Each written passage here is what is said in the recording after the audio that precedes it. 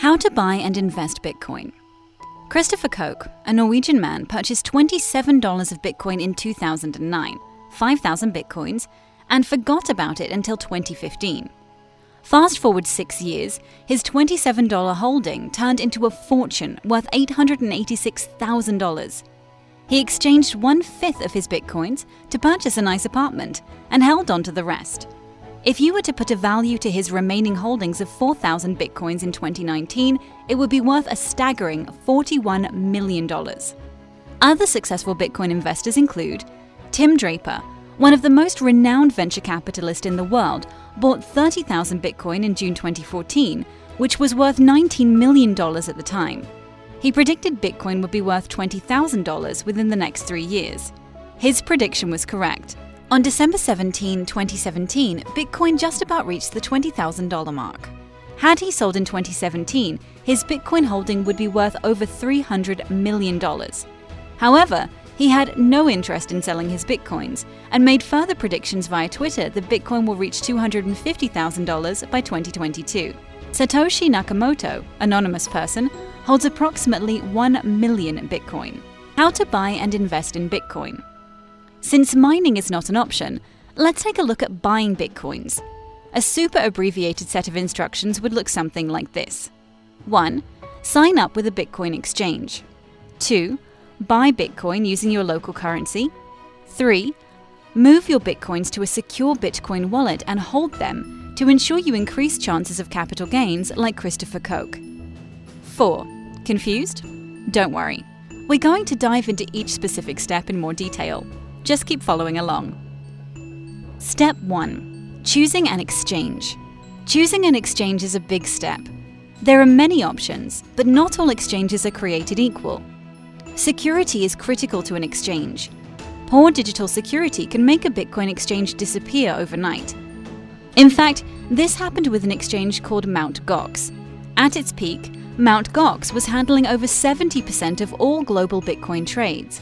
But a severe security breach resulted in a loss of more than 450 million Bitcoins, stolen from the wallets of its customers.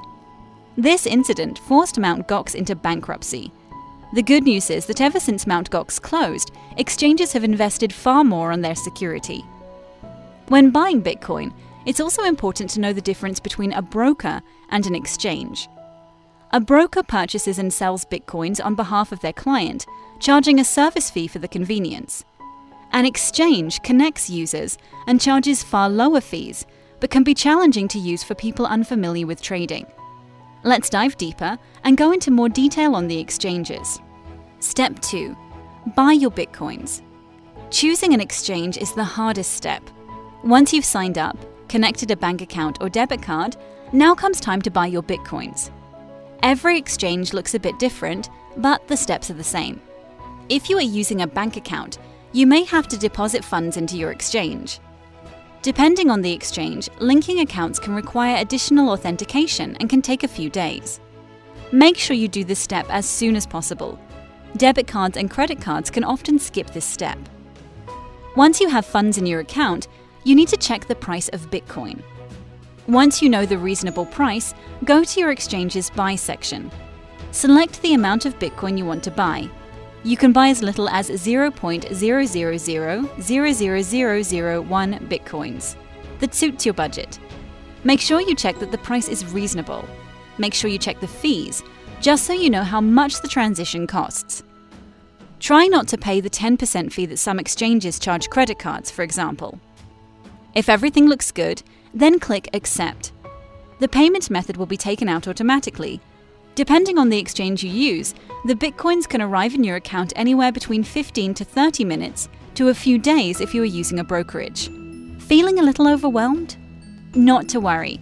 We have shortlisted and ranked the best exchanges for you, where you can buy Bitcoins for the best rates, by payment method, and by country. Before proceeding further with this video, click the link in the bio to access this information. Step 3. Securing your Bitcoins.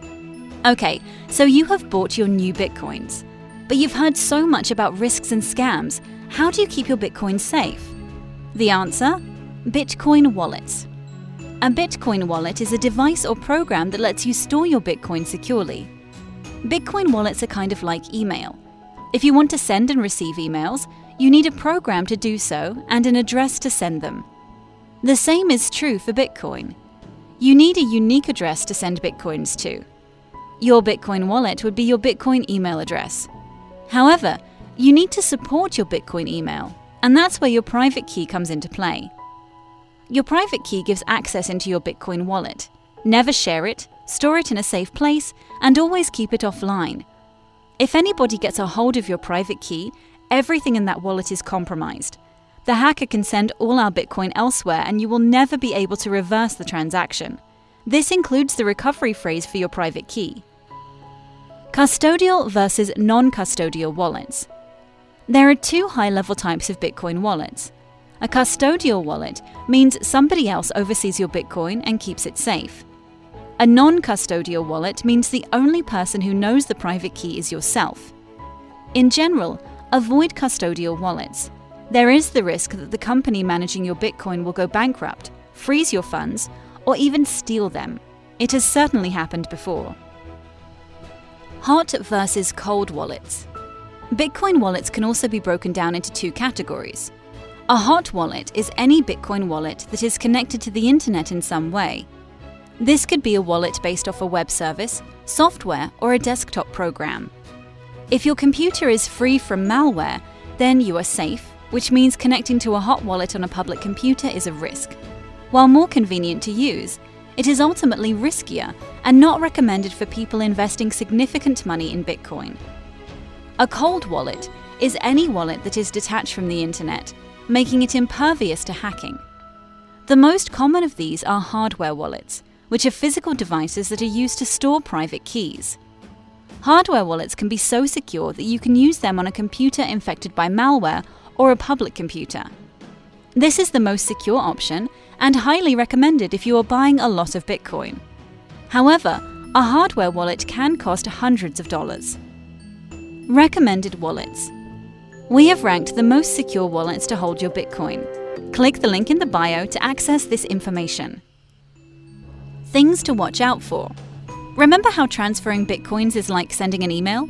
You've certainly sent incomplete or accidental emails before, but making the same mistakes with transferring Bitcoin will result in permanent loss. Always keep the following in mind when you are buying, selling, or transferring Bitcoin.